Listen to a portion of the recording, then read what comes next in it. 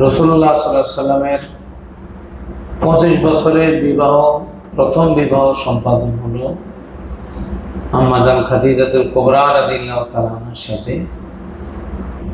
এভাবে বৈবাহিক জীবন অত্যন্ত সুখে সমৃদ্ধিতে কাটতে লাগলো।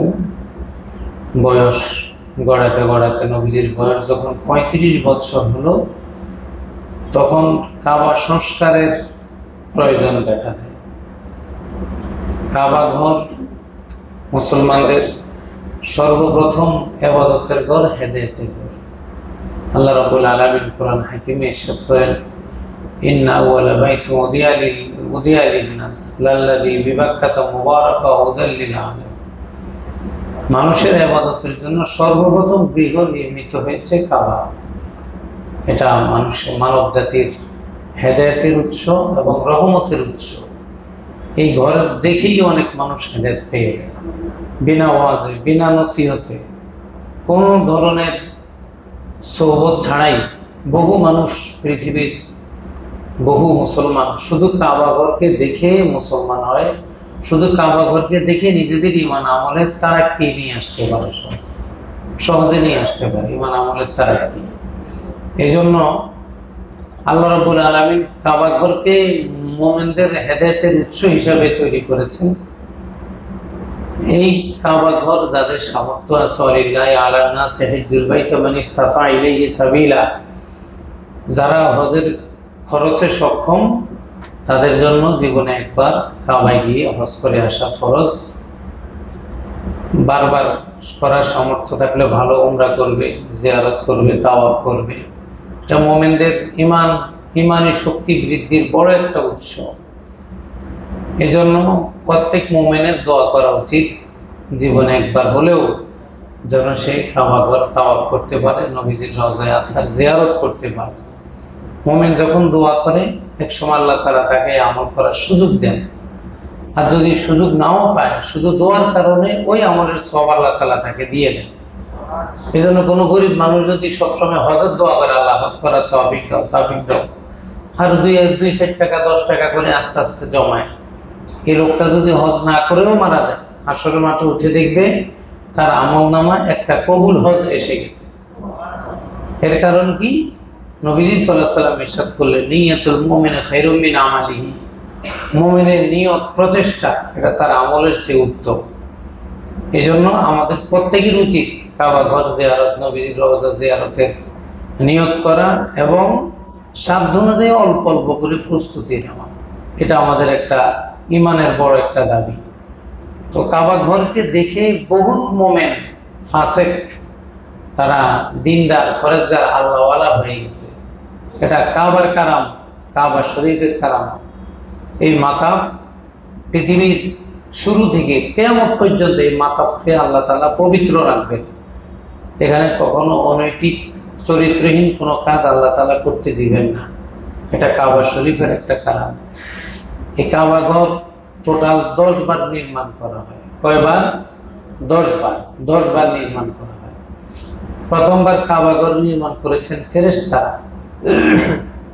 পুরো পৃথিবী সব যখন ছিল পানি, আল্লাহ তাআলা যখন ভূমি তৈরি করলেন, সর্বপ্রথম ভূমি হিসেবে কাবা ঘর যতটুকু, অতটুকু জায়গাকে আল্লাহ পানি থেকে আগে অস্তিত্বে আনলেন। এরপরে ওখান থেকে আস্তে আস্তে পুরো পৃথিবীর যেখানে যেখানে বর্তমানে সমতল হচ্ছে, সবগুলো কাবা ঘরের পরে পানি থেকে অস্তিত্বে আসছে। এর আগে সব পানি ছিল। এই জন্য কাবাকে বলা হয় উম্মুল কুরা। এটা পুরা পৃথিবীর মূল সেন্টার।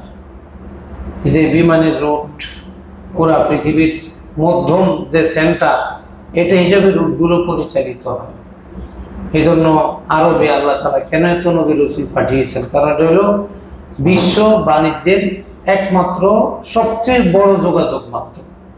এখানে দাওয়াতি কাজ করলে পুরো পৃথিবীতে সহজে ছড়ানো যায়। এই জন্য এটা হলো পৃথিবীর সেন্টার, মূল কেন্দ্র। তো ফেরেশতারা প্রথম আল্লাহর আদেশে কাবা ঘর তৈরি করেন। এরপরে আদম আলাইহিস সালাম যখন পৃথিবীতে আসলেন, আল্লাহ তাআলা বললেন যে কাবা ঘর বানাও। তখন আল্লাহর আদেশে আদম আলাইহিস সালাম আবার কাবা ঘর বানালেন।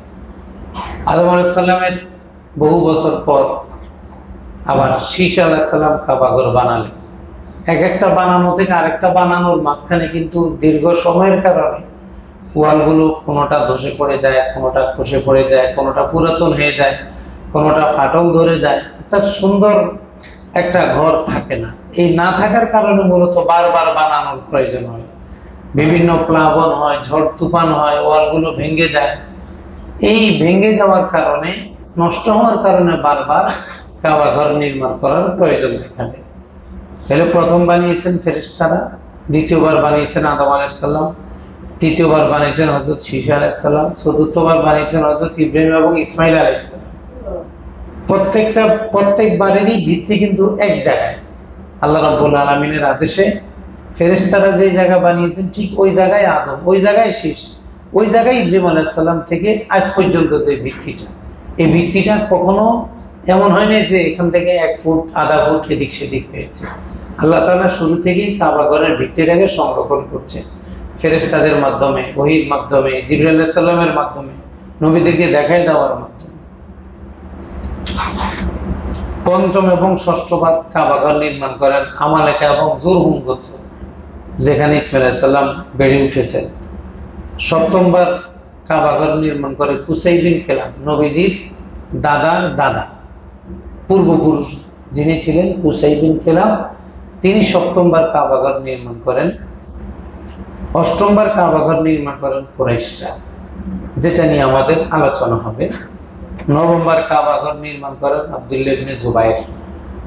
আব্দুল্লাহ ইবনে জুবাইর রাদিয়াল্লাহু তাআলা যখন মক্কার খলিফা হলেন, দায়িত্বশীল হলেন, তখন তিনি যখন নবীজি সাল্লাল্লাহু আলাইহি ওয়াসাল্লামের হাদিসটা শুনতে পেলেন, নবীজি আয়েশা রাদিয়াল্লাহু তাআলাকে বলেছিলেন যে আমি যদি আগামী বছর বেঁচে থাকি তাহলে আমি কাবা ঘরটাকে ইব্রাহিম আলাইহিস সালামের ঘরের মতো করব। ইব্রাহিম আলাইহিস সালাম যেভাবে বানিয়েছেন, পূব পাশে একটা দরজা, পশ্চিম পাশে একটা দরজা, হাতিম সহ পুরাটা হবে কাবা, হাতিম বের হয়ে থাকবে না, কাবার ভিতরে থাকবে, কাবার ফ্লোরটা জমিনের সাথে আরেকটু লাগাই দেওয়া যেন মানুষ সহজে উঠতে পারে, ঢুকতে পারে। এই বৈশিষ্ট্যগুলো ঠিক রেখে আমি কাবা বানাবো যদি আগামী বছর বেঁচে থাকি। তো রাসূলুল্লাহ সাল্লাল্লাহু আলাইহি ওয়াসাল্লাম তো এরপরে জীবিত ছিলেন না, ইন্তেকাল হয়ে গেছে। আব্দুল্লাহ ইবনে জুবাইর রাদিয়াল্লাহু তাআলা যখন মক্কার দায়িত্বে আসলেন, তিনি এই হাদিসটা শুনে নবীজি যেভাবে বলেছেন কাবার ফ্লোরটাকে নিচে নামায় দেওয়া, 2টা দরজা করা, হাতিম সহ কাবাকে অন্তর্ভুক্ত করা, পুরাটা নবীজির ডিজাইন অনুযায়ী তিনি কাবা ঘর সাজালেন। মুসলিম জাহানের বড় এক জালেম শাসক ছিল হাজ্জাজ বিন ইউসুফ। তিনি 1,20,000 মুসলমানকে হত্যা করছে। 1,20,000 মুসলমান। মুসলমানদের ইতিহাস এত করুণ এবং ভয়াবহ, এগুলো সবাই পড়ে কিন্তু শিখে না কেউ। সবাই ইতিহাস চর্চা করে কিন্তু ইতিহাস থেকে যে শিক্ষা সেটা কিন্তু আমরা নেই না। হাজ্জাজ বিন ইউসুফ অত্যন্ত জালের, বদমেজাজি, কঠোর রূপবাসী ছিল। 1,20,000 মানুষ মেরেছে। ওই মানুষগুলো কারা? এটা সবাই লোক সাহাবী তাবী, কিন্তু এরা সবাই ছিল সাহাবী তাবী, এই ধরনের মানুষ, যুগের শ্রেষ্ঠ মানুষ ছিল। যুদ্ধের ময়দানে তো বহু মানুষ মেরেছে। হাজ্জাজ বিন ইউসুফ যখন আব্দুল্লাহ ইবনে জুবাইর রাদিয়াল্লাহু তাআলাকে শহীদ করে ফেললো, এরপরে সে রাজনৈতিক বিরোধিতার জন্য আবার কাবা ঘরকে ভেঙে 10মবারের মতো সে আবার কুরাইশদের ভিত্তির উপরে নির্মাণ করে। এখানে ঘটনাটা কি ঘটেছে? আব্দুল্লাহ ইবনে জুবাইর রাদিয়াল্লাহু তাআলা নির্মাণ করেছিলেন নবীজির ড্রয়িং অনুযায়ী, ইব্রাহিম আলাইহিস সালামের পুরা নকশায়। তখন এখন যে হাতিমটা কাবার উত্তর পাশে বের হয়ে আছে, এটা আব্দুল্লাহ ইবনে জুবাইর রাদিয়াল্লাহু তাআলা ভিত্তির মধ্যে, এটা ছাদের মধ্যে নিয়ে আসছে, এক ঘরে নিয়ে আসছে। কিন্তু হাজ্জাজ বিন ইউসুফ দেখলো আব্দুল্লাহ ইবনে জুবাইর তো আমার বিরোধী দল, তো বিরোধী দলের কোনো ভালো কাজও ভালো না। এটা হলো রাজনৈতিক একটা সূত্র যে বিরোধী দলের কাজ কি? সরকারি দল যত ভালো কাজ করুক এটার বিরোধিতা করবে, আর সরকারি দলের কাজ হলো বিরোধী দল যেটা বলবে সেটার বিরোধিতা করবে, না তো বিরোধী দল হলো না। আব্দুল্লাহ ইবনে জুবাইর রাদিয়াল্লাহু তাআলা বিরোধী দল হলো হাজ্জাজ বিন ইউসুফ। সেই বিরোধিতা, শুধু বিরোধিতার জন্য এই সঠিক কাবার ভিত্তিকে ভেঙে আবার কুরাইশদের মতো করলো। কাবা ঘরের ফ্লোরকে উঁচা করে দিল, একটা দরজা রাখলো, হাতিমকে বের করে দিল, কাবা ঘরকে একটু ছোট করে ফেললো। সে তার রাজনৈতিক স্বার্থে, তার মনের যে ক্ষোভ সেটাকে উঠানোর জন্য সে আবার কাবা ঘরকে ছোট করে তৈরি করলো। তো এই যে রাজনৈতিক ক্ষোভ, একটার কারণে আরেকটা, একটার কারণে আরেকটা, এটা আমাদের দেশে খুব বেশি প্রচলিত। এটা যে আগে সরকার একটা কিছুর নাম দিবে তাদের রুচি মতো, পরের সরকার এসে ওটার নাম আবার দিবে আরেকটা। শুধু কাগজপত্র চেঞ্জ করতে আমাদের কোটি কোটি কোটি টাকা খরচ হয়, শুধু কাগজপত্র পরিবর্তন করতে। এক একটা, এই যে এখন আপনি বাংলাদেশের যত হাসপাতাল, বড় বড় হাসপাতাল নাম চেঞ্জ হয়ে গেছে না, এখন আর আগের নাম নাই, আবার যখন আরেকজন আসবে আবার আরেক নাম দিবে। এগুলো হলো রাজনৈতিক শত্রুতা, হিংসা। এই জন্য আমরা বলি প্রচলিত রাজনীতি পুরাটাই হলো ধোঁকা আর অশান্তি। দুইটা বৈশিষ্ট্য প্রচলিত রাজনীতির, এক নম্বর হলো ধোঁকা, দ্বিতীয়টা কি? অশান্তি। অশান্তি, কেউ কারো ভালোটা সহ্য করতে পারে না। হাজ্জাজ বিন ইউসুফ কিন্তু ঠিক এমন রাগের কারণে সে কিন্তু এটা করে ফেলছে। আব্দুল্লাহ ইবনে জুবাইরের ভিত্তিকে ভেঙে আবার কাবাকে ছোট করে সে তৈরি করছে। হিংসা, এটা ইসলাম কখনো সাপোর্ট করে না। হিংসা কবিরা গুনাহ। হিংসা করে কি? কবিরা গুনাহ। আপনি আমার বিরোধী হতে পারেন, আপনার সাথে আমার 10টা মতের বেমিল থাকতে পারে, আপনার সাথে আমার মতের মিল নেই বিদায় আপনি যেটা বলবেন সেটাই ব্যাটিক। এটা তো আসলে সঠিক ব্যাটিকের মূলনীতি না। সঠিক ব্যাটিকের মূলনীতি তো হইল বাস্তবতা। আমার কাজ আপনার কাজ, যার কাজই বাস্তবতা অনুযায়ী হবে, বাস্তব হবে, সেটা হবে সঠিক। যেটা অবাস্তব হবে, অযৌক্তিক হবে, ধর্মের অনুমতি থাকবে না, সেটা হবে কি? অযৌক্তিক, সেটা হবে বঞ্চিত, বর্জিত। কিন্তু আমাদের সমাজে কিন্তু এটা হয় না। এই জন্য রাজনীতিবিদদের অনেক সেবায়, অনেক ভালো কাজে কিন্তু সওয়াব নষ্ট হয়, সওয়াব হয় না, বরং আরো গুনাহ হয়। কেন? কারণ যারা রাজনীতি করেন তাদের অনেক কাজেরই, অনেকেরই অনেক কাজের উদ্দেশ্য থাকে লোক দেখান, যে মানুষকে দেখাবে। একটা ভালো কাজ করবে তো মানুষকে দেখাবে, একটা ইবাদত করবে এটাও মানুষকে দেখাবে, টুপিটা মাথায় দিবে এটাও মানুষকে দেখায় যে দেখো আমি কিন্তু ভালো মানুষ, মাথায় টুপি আছে। এটা কেমন একটা মানে বোকামি না, যে দেশের মানুষ আর আমরা মানুষরা এত বোকা যে এই নির্বাচনের 2-1 মাসের কথায় তাকে পুরো 5 বছরে পরিমাপ করে দিল। এই জন্য আমাদের একটা বাজে চিন্তা আছে যে এই দেশের রাজনীতিবিদরা যে মানুষের হক নষ্ট করে, এই গুণাটা কি রাজনীতিবিদদের পুরোপুরি হবে নাকি কিছু কম হবে? আমার ব্যক্তিগত হলো কিছু কম হবে। কারণ হলো রাজনীতিবিদরা যে ইনভেস্ট করছিল নির্বাচনের 3 মাস আগে, ইনভেস্টমেন্টটা খাইছিল কারা? আমরা খাইছি না? এমপি হইতে এত টাকা লাগার কথা ছিল, মেম্বার হইতে এত টাকা লাগার কথা ছিল, চেয়ারম্যান হইতে, মেয়র হইতে, এ টাকা খাইছে কারা? আমরা। তো উনি আবার যখন ক্ষমতা আসছে উনি আবার আমগোটা খাইয়া ফেলেছে, তত সমান হইল। উনারটা আমরা খাইছি, আমগোটা উনি খাইছি। হাঁসের মাঠে যদি ফেরেশতারা ধরেই বসে, কিছু গুণা তো হবেই, বা বড় গুণাই হবে, কবিরা গুণাই হবে, হক নষ্ট করার গুণাই হবে। এটা শুধু রাজনীতিবিদের একা না, আমাকেও কিন্তু গুণা হয়েছে নির্বাচনের আগে, আর উনার গুণা হয়েছে নির্বাচনের পরে। তো লাভ হইল কে কারা বকা দিবে? সবাই তো লুটপাস, সবাই তো লুটতরাজ করে। উনি ভোটের জন্য আমাদেরকে খাওয়ায়, ইনভেস্ট, এগুলো সব ইনভেস্টমেন্ট। এই যে এখন যত সেবা হবে, যত কিছু হবে, এক একটা মিছিলে কত খরচ, সবাইকে নাস্তা দেওয়া লাগে, নেতাকে বোনাস দেওয়া লাগে, নেতা নেতা নেতা, পাতি নেতা, ছোট নেতা, নাতি নেতা, একবারে সবাই রে বড় বড় নেতার অনুদান আসতে আসতে উনি সব ইনভেস্ট করে। খা, কত খাইতে পারস জাহেলের দল, খা। কোনো মতে চেয়ারে বসে নেই, শুধু আসলে উসুল করে ফেলবো। তোদের গম, তোদের টিম, তোদের যত অনুদান আছে সব দেখবি আর আসবে না। 200 ফুট একটা রাস্তা পাস করব, তোদেরকে দিব 100 ফুট, 100 ফুট আমি খেয়ে ফেলবো। আমার সম্পদ তোরা আগে খাইছ, তোকে আমি পরে খাবো। এই তো কি সুন্দর, left hand side, right hand side fruit মিলে গেছে। নির্বাচন প্রার্থী আর হইলে আমরা ভোটারেরা। তাহলে আমরা ভোটাররা কিন্তু ছোটখাটো বদমাইশ না, আমরা কিন্তু মোটামুটি কামেল পর্যায়ে বদমাইশ, মানে মানসম্মত বদমাইশ আমরা। তুমি ঘুষে ঝুঁকি নাও ভোটের দেওয়ার জন্য, তুমি তোমার 1 প্যাকেট বিড়ি, 1 খিলি পান, একটা বান্ডেল, একটা নোট দেওয়ার সাথে সাথে তোমার নীতি নৈতিকতা চেঞ্জ হয়ে গেল। তাহলে এমপি মন্ত্রীকে এত বকা দিয়ে লাভ কি? বকাটা তো আগে নিজেকে বেঁধে এরপরে বকা দেওয়া দরকার। আমরা কেন খাইছিলাম? এখন আমরা কেন মানুষকে ওয়াজ করি না যে ভাই তোমরা যারা মিছিল করো বিনা পয়সায় করো, তাহলে দেশের উন্নতি হবে? এখন কিন্তু আমরা ওয়াজ করি না। তো সবসময় এমপির বিরুদ্ধে, সবসময় মন্ত্রীর বিরুদ্ধে, সবসময় সরকারের বিরুদ্ধে, সবসময় চেয়ারম্যানের বিরুদ্ধে না।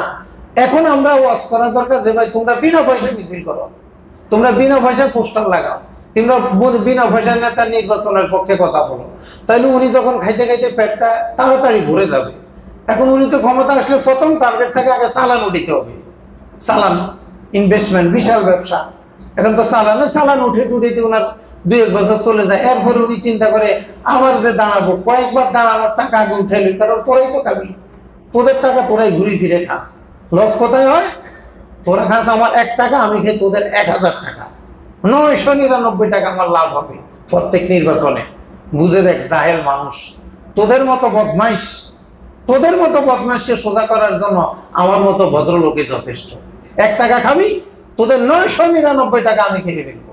এরপরও মানুষ খায়, দেখবেন এরপরও একটা এমপি নির্বাচনের আগে পাগল হয়ে যায় টাকা দিতে দিতে, এই দান করে, সৎকা করে, মসজিদে দেয়, সেখানে দেয়, ওখানে দেয়, মানে দিতে দেয়। সব তো গনে, সব তো অ্যাকাউন্টে স্টেটমেন্ট আছে। এই নির্বাচনে আমার কয় কোটি টাকা খরচ হয়েছে, দলের এই বড় মেয়াকে কত দিলাম আর ছোট করে কত দিলাম, সব মিলায়। এরপরে এই যে রাজনৈতিক প্রতিহিংসা, এগুলো ইতিহাসের একেবারে শুরু থেকে ছিল, যেটা হাজ্জাজ বিন ইউসুফ করলো, সব বদলাই দিল। আমাদের আলোচনা হলো কাবা ঘর যে কুরাইশরা নির্মাণ করেছিল সেটা নিয়ে। এই সময় কি হলো, কাবা ঘরের নির্মাণ করার একটা প্রয়োজন দেখা দিল। কেন প্রয়োজন দেখা দিল? একটা বিশাল প্লাবন হলো, বন্যা হলো। বন্যায় পাহাড়ি ঢলে কাবার ওয়ালগুলো, দেয়ালগুলো একবার হালকা হয়ে গেছে, ফেটে গেছে, পড়ে যাওয়ার উপক্রম হয়ে গেল। তখন কুরাইশরা দেখলো যে না, আসলে এটা তো বানানো দরকার, আমাদের মর্যাদার ঘর, সম্মানের ঘর, এইভাবে তো ফেলে রাখা যায় না।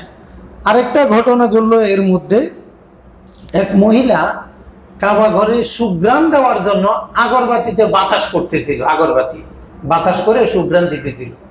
তা আগরবাতির মধ্যে আগুন ধরে, আগুনের একটা স্ফুলিঙ্গ কাবার যে গিলাফ আছে, গিলাফের মধ্যে পড়ে তাৎক্ষণিক কাবা ঘরে আগুন ধরে, দেয়ালগুলো আরো নষ্ট হয়ে যায়। এক তো বন্যায় নষ্ট হলো, আবার আগুনে নষ্ট হলো। তখন কুরাইশরা চিন্তা করলো যে এবার কাবা ঘরকে ঠিক করাই লাগবে, একবারে ওয়ালগুলো ফাটা বিবর্ণ হয়ে গেছে। তখন তারা কি করলো, এখন কাবা ঘর নির্মাণ করবে তো চাঁদা উঠাও। সবাই চাঁদা দিল, আমরা যেমন মসজিদে চাঁদা দিই, আর আমগো মসজিদ আমাকে হাতে বানানো, কাবা ঘরের মতো হইলে তো সব ঘুষখোর সুদখোর ধরা খাইতাম। তা কাবা ঘরে কি ঘটলো, সবার চাঁদা একসাথ করা হইল। তো রসুল সাল্লাল্লাহু আলাইহি সাল্লামের আব্বাজানের মামা, নবীজি সাল্লাল্লাহু আলাইহি সাল্লামের আব্বাজান খাজা আব্দুল্লাহ, উনার মামা আবু ওয়াহাব আমর বিন আয়েজ, তিনি কাবাকে সংস্কারের জন্য কাবার একটা পাথর টান দিলেন, একটা ইটা টান দিলেন। টান দেওয়ার সাথে সাথে ওই পাথরটা উনাকে ধাক্কা দিয়ে উনার হাত থেকে সরে গিয়ে আবার আগের জায়গায় বসে গেল। হ্যাঁ, তো কাবা ভাঙবে কেমনে? আপনি একটা ওয়াল ভাঙবেন, ওয়ালটা আগে সরাইতে হবে না? না সরাইলে ওখানে করবেন কিভাবে? এখন আপনি একটা ইট সরাইলেন, ইটটা আপনাকে সরাই দিয়ে আবার জায়গায় গিয়ে বসে গেল। তো আপনি যদি 100 ইট সরান, আবার 100টা তো বসে যাবে, এখন ভাঙবেন কিভাবে? তখন আবু ওয়াহাব তিনি সবাইকে বললেন, এই তোমরা যে কাবা নির্মাণের জন্য টাকা পয়সা জমা করছো, এগুলা সব হারাম টাকা। এই হারাম টাকা আল্লাহর ঘর নির্মাণ করা যাবে না, এই জন্য কাবা আমাদেরকে ভাঙতে দিচ্ছে না। তোমরা এগুলো সব ফেরত নিয়ে যাও, যে যত টাকা পয়সা চাঁদা দিয়েছো সব ফেরত নিয়ে যাও। এরপরে নতুন করে শুধু হালাল টাকা দিবা, যেগুলো তোমাদের অবৈধ উপার্জন এগুলা দিবা। যখন হারাম টাকা ছিল তখন তো এই পরিমাণ টাকা ছিল যে পুরা কাবা ঘর নির্মাণের জন্য যথেষ্ট ছিল, কিন্তু যখন হালাল টাকা আসলো তখন এই পরিমাণ টাকা হয় নাই যেটা দ্বারা পুরা কাবা নির্মাণ করা যায়। তখনই কিন্তু হাতিমকে বাইরে রাখা হয়। মূলত এটা কুরাইশদের অর্থনৈতিক হালাল টাকার অভাবে এই সমস্যাটা হয়েছিল। তখন সবাই আবার নতুন করে হালাল টাকা জমা দিল। এখন কাবা ঘর ভাঙবে, এটা ছাদ, আগে তো ছাদ ছিল না, শুধু ওয়াল ছিল। এই কুরাইশরাই প্রথম ছাদ দেয়। এখন ছাদ দিবে তো ছাদের যে কাঠ লাগবে এগুলো কোত্থেকে আনবে? ওই সময় আল্লাহ তাআলা একটা ঘটনা ঘটাইলেন। রোম সম্রাট তারা তাদের একটা ভিআইপি গির্জা বানাবে, এই জন্য একটা জাহাজ ভর্তি দামি দামি কাঠ নিয়ে আরব সাগরের পাশ দিয়ে যাচ্ছিল। হঠাৎ খুব গতিবেগে তুফান আসলো। তুফান এনে জাহাজটাকে এমন জোরে কুলে এনে বাড়ি মারলো, পুরা জাহাজটা ভেঙে একবারে টুকরা টুকরা হয়ে গেল পাড়ে। তো মাঝখানে ভাঙলে তো কাঠ সব তলায় যাইত। জাহাজও ভাঙছে, আবার কোথায় ভাঙছে? আরব সাগরের পাড়ে। তো পাড়ে ভাঙার কারণে জাহাজ ভেঙে গেছে। তো জাহাজের কাঠও আছে, জাহাজের ভিতরে যে কাঠ ছিল দামি দামি কাঠ, সেগুলোও কিন্তু কি সংরক্ষিত আছে, পাড়ে পড়ে রয়েছে। আরবরা কুরাইশরা শুনতে পাইলে একটা জাহাজ ভাঙছে, তাহলে চলো আমরা ওটা কিনে এনে আমরা কাবা ঘরের জন্য নিয়ে আসি। তখন কুরাইশ প্রতিনিধি দল গেল, সেখানে বাকুম নামে একজন রোমীয় মিস্ত্রি ছিল, বাকুম, আর আরেকজন মিস্ত্রি ছিল কিপ্তি মিস্ত্রি মক্কায়। এরা খুব ভালো দক্ষ কারিগর ছিল। তখন বাকুমের সাথে কন্ট্যাক্ট করলো যে আমরা আপনাদের এগুলো কিনবো, আপনি তো আমাদের কাজটা দেখাশোনা করবেন, আপনার নেতৃত্বে কাজটা হবে, আমাদের কাজটা যেন বিশ্বমানের হয়, মানসম্মত হবে। তখন বাকুমকে নিয়ে আসলো মিস্ত্রি, এবং মক্কায় যে কিপ্তি মিস্ত্রি ছিল সে, দুইজনে মিলে কাবা নির্মাণের প্রস্তুতি নিল। তো ওখান থেকে দামি দামি যে কাঠ ছিল কাবার ছাদের পায়া পিলার দেওয়ার জন্য, ছাদ দেওয়ার জন্য, দরজা দেওয়ার জন্য ওই দামি কাঠগুলো করে সে কিনে নিয়ে আসলো। এনে এবার ঘরের কাজ শুরু করবে, সব ঠিক আছে, কিন্তু এখন প্রথম আঘাতটা কে করবে? সাহস না করার দুইটা কারণ ছিল। একটা কারণ ছিল কাবার সম্মানের ঘর, এখানে আঘাত করলে যদি আবার অবশ হয়ে যায়, কেউ যদি অকাল মৃত্যু হয়, কেউ যদি আসমানি গজবের শিকার হয়। আরেকটা দৃশ্যমান সমস্যা ছিল, একটা বিষাক্ত বড় অজাগর সাপ, এটা প্রতিদিন সকালবেলায় রোদ পোহানোর জন্য কাবার দেয়ালের উপর উঠে বসে থাকতো। কেউ যদি কাবার কাছাকাছি গেছতো তাকে একবার ফোঁস করে উঠতো। কি একটা বিপদ! এদিক দিয়ে কাবার ওয়াল ফাটা, ইট পড়ে যায়, আবার নির্মাণ করতে হবে, আবার সাপের কারণে কাছেও যেতে পারতেছে না। তখন কুরাইশরা মাকামে ইব্রাহিমের কাছে এসে সবাই জড়ো হয়ে কান্নাকাটি করলো, আল্লাহ আমরা তোমার ঘর নির্মাণ করতেছি, তোমার ঘর সংস্কার করতে চাইতেছি, তুমি যদি আমাদের সংস্কারকে পছন্দ করো তাহলে এই সাপটাকে এখান থেকে সরাই দাও। সবাই দোয়া করলো। পরে একদিন দেখে সবাই আশেপাশে আছে, হঠাৎ করে বড় একটা পাখি এসে ওই বিষাক্ত সাপটাকে মুখে করে নিয়ে গেল। সবাই সামনে দিয়ে যে নিয়ে গেল, সবাই এখন শিওর হয়েছে এখানে আর কি বিষাক্ত সাপ নাই, তাহলে এখন ভাঙ্গা যায়। এখন প্রথম আঘাতটা কে করবে? কোদাল দিয়ে, কুঠার দিয়ে এই ওয়ালটাকে প্রথম কে ভাঙবে? কেউ সাহস করে আগাচ্ছে না। তখন ওয়ালিদ ইবনে মুগিরা তিনি বলেন, আচ্ছা আমি ভাঙি, যদি আমার কোনো ক্ষতি না হয় তাহলে তোমরা এরপরে ভাঙ্গার কাজ শুরু করবা। তো উনি সাহস করে প্রথমে কাবায় আঘাত করলেন, কারণ উনি জানতেন, শিওর হয়েছেন এটা আমরা কাবার কল্যাণে করব, কাবার ক্ষতির জন্য করব না। তখন উনি প্রথমে কুঠার দিয়ে আঘাত করলেন, কিছু ভাঙলেন। সবাই খুব ভয়ে তাকায় রইল যে তার উপর কোন আসমানি গজব আসে কিনা। সবাই আজকে রাত অপেক্ষা করবে, আজকে রাতে যদি ওলিদের কোনো ক্ষতি না হয় তাহলে পরের দিন আমরা সবাই সংস্কার কাজ শুরু করব। সবাই দেখলো যে ওলিদ আজকে রাতে মারা যায় নাই, কোনো বিপদ আসে নাই, এই জন্য সবাই বিশ্বাস করছে না আমাদের কাজটা আল্লাহ পছন্দ করছে। এই জন্য সবাই পরের দিন ভাগ করে নিল যে অমুক গোত্র এই ওয়াল, অমুক গোত্র এই ওয়াল, এইভাবে ভাগ করে তারা ভাঙ্গা শুরু করলো। ভাঙতে ভাঙতে একবারে নিচে নিচে চলে গেল। নিচে নামতে নামতে কিছু জোড়া লাগানো একবার অ্যাটাচ করা পাথর পেল। তো একজনে এটাও এই পাথরকে উঠানোর জন্য, সবুজ রঙের পাথর, পাথরকে উঠানোর জন্য দুই পাথরের মাঝখানে কোদাল ঢুকিয়ে একটু টান দিয়েছিল। টান দেওয়ার সাথে সাথে পুরা মক্কা কেঁপে উঠছে, পুরা মক্কা শহর ভূমিকম্পের মতো কেঁপে উঠছে। সবাই বললো না, তাইলে এই পাথরের নিচে আর যাওয়া যাবে না, এটা আল্লাহ পছন্দ করবেন। ওই যে পাথরটা, ওটাই কিন্তু ইব্রাহিম আলাইহিস সালামের ভিত্তি, ওটাই কিন্তু আদম আলাইহিস সালামের ভিত্তি, ওটাই কিন্তু ফেরেশতাদের ভিত্তি, ওটাই কিন্তু যুগ যুগের ভিত্তি। এই জন্য এই ভিত্তির নিচে আর যাওয়া যাবে না। এখান থেকে কাবার ওয়াল নির্মাণ শুরু করলো, তারা কাবার নির্মাণ শুরু করলো। সবাই সহযোগিতা করতেছে, পাথর টানতেছে, জড়ো করতেছে, কেউ মিস্ত্রিরা কাজ করতেছে। এভাবে আস্তে আস্তে যখন হাজর আসওয়াদ স্তরে যখন আসলো, হাজর আসওয়াদ রাখার যে জায়গাটা, এখন এটা কে রাখবে, এটা নিয়ে আরবদের মাঝে, কুরাইশদের মাঝে বিশাল দ্বন্দ্ব। রক্ত শপথ হলো, রক্ত শপথ। এক ব্যাগ রক্ত আনলো, এটার মধ্যে সবাই হাত ঢুকায়ে রক্ত শপথ করছে যে আমরা রাখবো, কাউকে রাখতে দিব না। আমার সবাই শপথ করতেছে আমরা রাখবো, কাউকে রাখতে দিব না। এখন 8-10 ফেরকা, 8-10 কওম সম্প্রদায় সবাই বলতেছে আমি রাখবো। তখন উম্মে সালামা রাদিয়াল্লাহু তাআলা আনহুর বাবা তিনি ঘোষণা দিলেন, এই কুরাইশরা থামো থামো, তোমরা যে সমস্যা করতেছো আমার কাছে একটা সমাধান আছে। তিনি একজন মুরব্বী ছিলেন, সবার কাছে গ্রহণযোগ্য ব্যক্তি ছিলেন। তিনি বললেন, শুনো, আগামীকালকে বর্তমানে যে বাবু সালাম কাবার এই পূর্ব দক্ষিণ কোণার দিকে, একটু দক্ষিণ দিকে ঘেঁষে যে দরজাটা, এই দরজা দিয়ে কালকে যে প্রথম প্রবেশ করবে সে এর সিদ্ধান্ত দিবে হাজর আসওয়াদকে কারা এই তার স্থানে হাত দিয়ে রাখবে। তখন সবাই অপেক্ষমান, কে আসে? পরের দিন দেখলো যে ওই দরজা দিয়ে সর্বপ্রথম কাবায় আসছে মুহাম্মদুর রাসূলুল্লাহ সাল্লাল্লাহু আলাইহি ওয়াসাল্লাম। নবীজিকে দেখার সাথে সাথে সবাই বলে উঠলো, আমাদের আলামিন, আমরা তার বিচারে সন্তুষ্ট, সে যেটা বলবে আমরা সেটাই মেনে নিব। তো নবীজির গ্রহণযোগ্যতাটা কি পরিমাণ ছিল, যেখানে রক্ত শপথ হলো, ওই রক্ত শপথ ভেঙ্গে নবীজি আসছে এটা দেখে সবাই মেনে নিল যে রদিনা রদিনা আলামিন, আমরা বিল আলামিন, এই আলামিনের মুহাম্মদের প্রতি আমরা বিশ্বস্ত, আমরা বিশ্বাস করি এবং সে আমাদের একান্ত বিশ্বস্ত লোক, সে যেই সিদ্ধান্ত দিবে সেই সিদ্ধান্তটা আমরা মেনে নিব। এখন সকল কোন্দল থেমে গেল, কিন্তু ৮-১০ সম্প্রদায় এতজনে একটা পাথর ধরবে কিভাবে?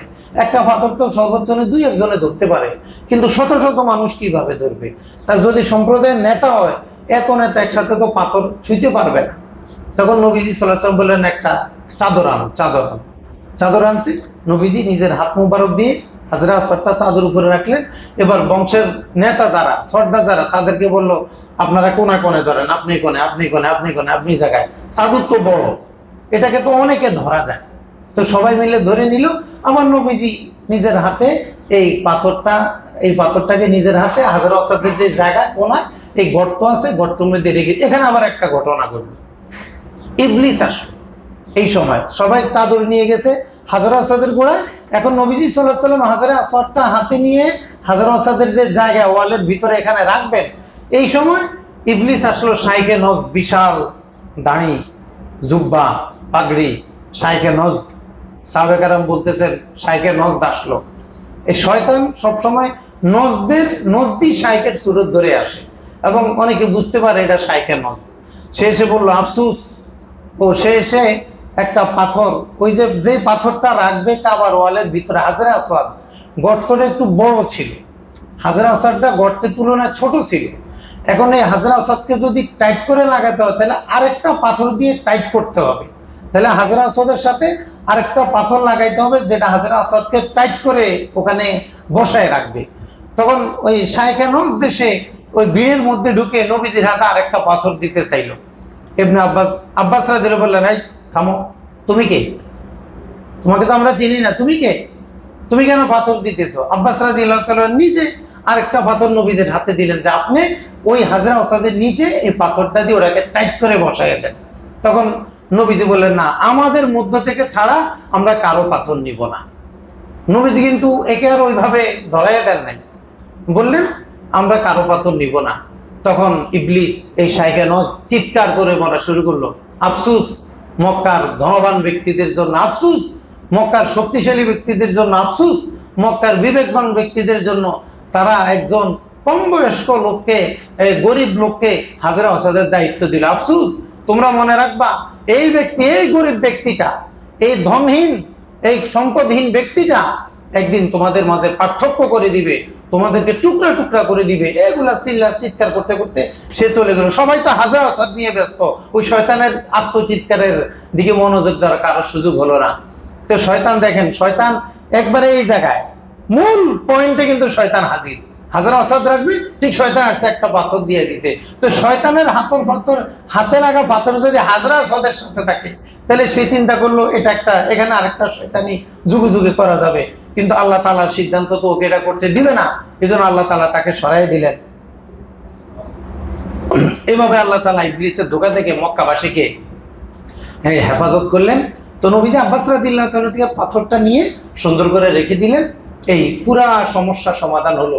এখান থেকে নবী যে সাইদুল মুরসালিন, তিনি যে সবার শ্রেষ্ঠ, তিনি যে সবচেয়ে ভালো সমাধান দিতে পারেন এবং তার গ্রহণযোগ্যতা সবার শীর্ষে এবং তার সিদ্ধান্তই যে চূড়ান্ত, এটা আল্লাহ তাআলা নবুয়তের 5 বছর আগে, নবীজির বয়স যখন 35 বছর, তখন আল্লাহ তাআলা কুরাইশদের মাঝে এটা প্রতিষ্ঠিত করে দিলেন যে এই ব্যক্তিটা যেটা বলবে সেটাই চূড়ান্ত, এবং এমন কথা বলবে যেটাই বলুক সবাই এটা মেনে নিবে। এখান থেকে নবীজির শ্রেষ্ঠত্ব, মর্যাদা, এমনি তো নবীজির বিষয়টা অন্যদের থেকে আলাদা ছিল সব সময়, সব ঘটনায়, কিন্তু এই ঘটনার কারণে নবীজির মর্যাদা আরো বহুগুণে মক্কার মানুষের অন্তরে বেড়ে গেল। তাদের অন্তর থেকে নবীজির প্রতি শ্রদ্ধা ভক্তি বেড়ে গেল। এভাবে কাবা নির্মাণ হলো, কুরাইশরা কাবা নির্মাণ করলো। তাদের ওই টাকার অভাবে এখন যে হাতিমটা আছে কাবা ঘরের উত্তর পাশে, আধা দেওয়াল দেয়া, এই অংশটা তারা তাদের হালাল টাকার অভাবে ছাদের ভিতরে আনতে পারে না, ছাদের ভিতরে আনতে পারেনি। এটা বের করে রাখছে। হাজ্জাজ বিন ইউসুফ রাজনৈতিক ষড়যন্ত্র করে রাজনৈতিক বিরোধিতার কারণে ওটাকে বাইরে রাখছে। কিন্তু সুবিধা কি হয়েছে, আমরা যারা অপরিচিত মুসলমান, মানে আমরা যারা সৌদি সরকারের কাছে খুব গ্রহণযোগ্য না, এখন যে কোনো গরিব মুসলমান কাবার ভিতরে নামাজ পড়তে পারে। কারণ আয়েশা রাদিয়াল্লাহু তাআলা আনহা মান্নত করেছিলেন যে আল্লাহ আমি কাবার ভিতরে নামাজ পড়ব। তখন নবীজিকে বললেন, হুজুর আমি তো মান্নত করছি কাবায় নামাজ পড়বো। নবীজি বললেন তুমি হাতিমে পড়ো, এই হাতিমটা কাবার অংশ, এখানে পড়লে কাবায় নামাজ পড়া হয়ে যাবে। তা হাজ্জাজ বিন ইউসুফ করছে রাজনৈতিক শত্রুতার কারণে, কিন্তু এটা আমাদের জন্য একটা বড় নিয়ামত হয়ে গেছে। এখন আমরা গরিব মানুষ, অখ্যাত মানুষ, আমরা সবাই কাবার ভিতরে গিয়ে নামাজ পড়ার সুযোগ পেয়ে যাইতেছি। এজন্য রাজনীতিবিদদের অনেক ঠুনাঠুনির কারণে অনেক সময় সাধারণ মানুষের জন্য কিছু ভালো হয়, যদিও তাদের গুনাহ হয়, কিন্তু সাধারণ মানুষদের কিছু সুবিধা হয়। যেমন সেবা নিয়ে যখন যুদ্ধ লাগে, কে বেশি সেবা করবে, হয়তো সাধারণ মানুষের ভালো, আমরা সেবা করার মুখে সেবা করে। ঠিক কাবার ঘটনাটা এভাবে একটা সেবামূলক কাজ হওয়ার কারণে এখন আমাদের জন্য কিন্তু এটা সহজ হয়ে গেছে। হাজরা আসওয়াদ, হাজরা আসওয়াদের গুরুত্ব, এই যে হাজরা আসওয়াদটা, এটার অনেক গুরুত্ব। রাসূল সাল্লাল্লাহু আলাইহি ওয়াসাল্লাম ইরশাদ করলেন, আল্লাহে লা ইয়াবআসান্নাহুল্লাহু ইয়াওমাল কিয়ামাতি লাহু আইনান ইবসিরু বিহিমা। আল্লাহ তাআলা হাসর মাঠে হাজরা আসওয়াদকে আনবেন। এই হাজরা আসওয়াদের দুইটা চোখ থাকবে, দুই চোখ দিয়ে সে দেখবে, তার জবান থাকবে, জিহবা থাকবে, জবান দিয়ে সে কথা বলবে। যারা হাজরা আসওয়াদকে চুম্বন করেছে, ইস্তেলাম করেছে, ছুঁয়েছে, এই ইস্তেলাম করেছে দূর থেকে, এদের সবার জন্য হাজরা আসওয়াদ আল্লাহর কাছে সুপারিশ করবে। এই জন্য প্রত্যেক হাজির জন্য হাজরা আসওয়াদ সুপারিশ করবে। যারাই উমরা করছে তাদের জন্য হাজরা আসওয়াদ সুপারিশ করবে। কারণ সে তো প্রত্যেক তাওয়াফে একবার করে শুরু শেষ মিলে 8 বার হাজরা আসওয়াদকে ইস্তেলাম করতে হয়, দূর থেকে ইস্তেলাম করতে হয়, হ্যাঁ, চুম্বনের ইশারা করতে হয়। এইটার কারণে হাজরা হাসর মাঠে তার জন্য আল্লাহর কাছে সুপারিশ করবে।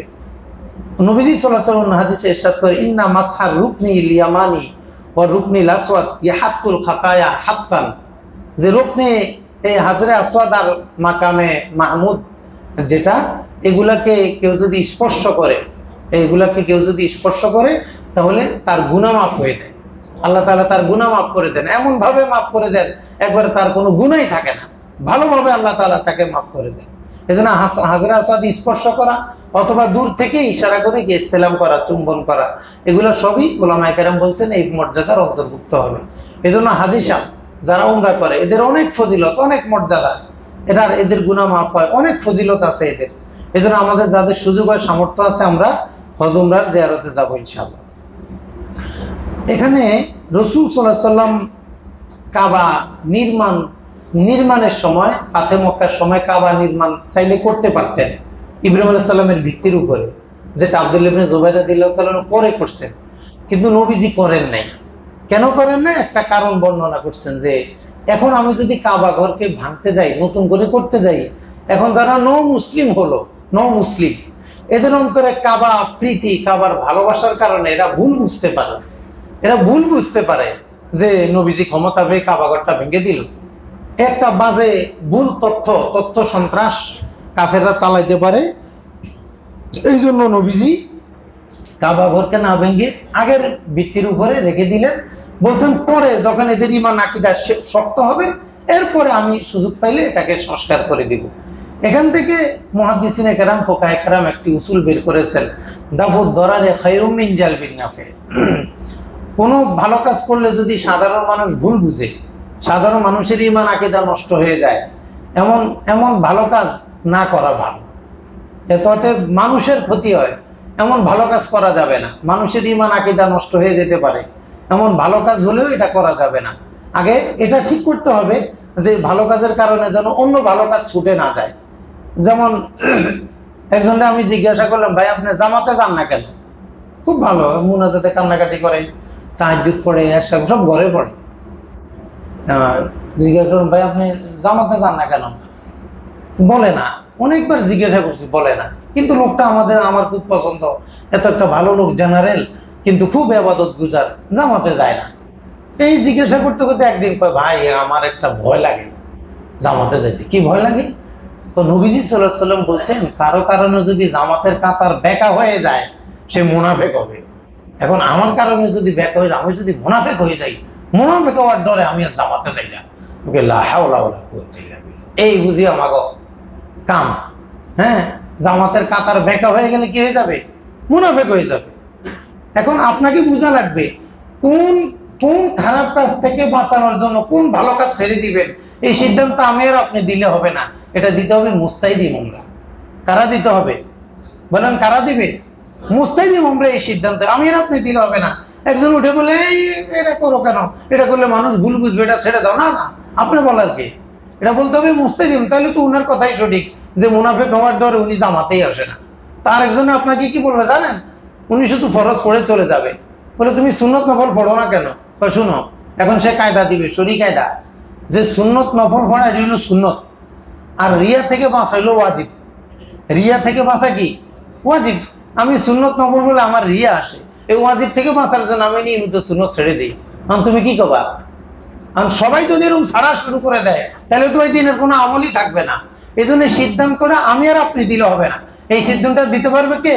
মুস্তাহিদ ইমামরা, যারা আসমানি কিতাবের এই আমাদের কোরআন সুন্নাহর জ্ঞানে একেবারে শাস্ত্রজ্ঞ পারদর্শী।